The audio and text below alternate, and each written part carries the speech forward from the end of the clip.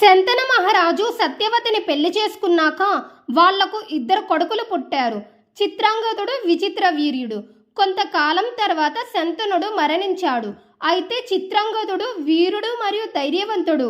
అతనిని భీష్ముడు రాజుగా చేశాడు. కానీ చిత్రాంగదుడు ఒక గంధర్వుడితో యుద్ధం చేశాడు. ఆ గంధర్వుడు మాయతో చిత్రాంగదుడిని ఓడించి చంపేశాడు. ఆ తర్వాత కొంతకాలానికి విచిత్ర వీర్యుడు పెద్దవాడయ్యాడు. అదే సమయంలో కాశీరాజు తన ముగ్గురు కూతురులకు స్వయంవరాన్ని ఏర్పాటు చేశాడు.